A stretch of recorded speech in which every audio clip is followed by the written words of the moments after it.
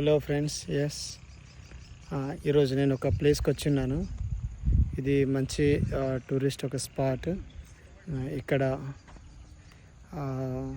ఈ ఏరియాకు ఈ ఒక రాష్ట్రానికి చెందిన ఏరియాకి చెందిన ఒక రాజు తాను పరిపాలించిన ప్లేస్కి గుర్తుగా ఒక మంచి పెద్ద విగ్రహాన్ని కట్టారు.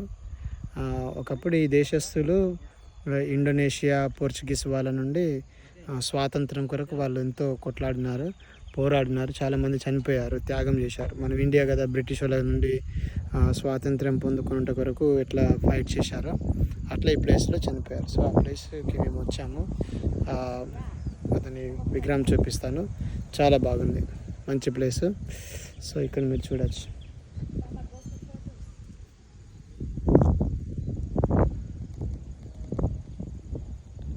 సో ఈయన ఒక రాజు, ఈ ఏరియాకి చెందిన రాజు.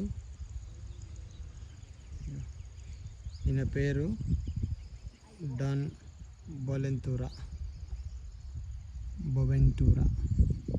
ఓకే, 1912లో ఈయన మరణించాడు. సో ఇది ఈయన విగ్రహం.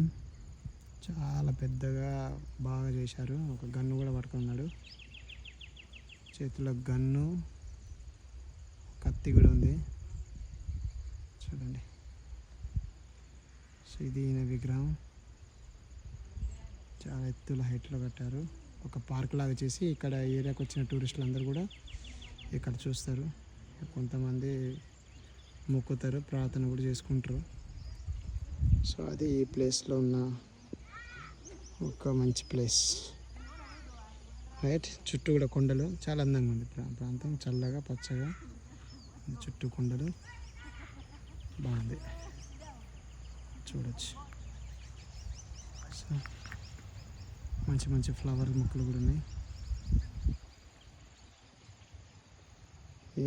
ఇలాంటి ఫ్లవర్స్ మనకి ఇండియాలో కూడా ఉంటాయి. రైట్, బాగుంది.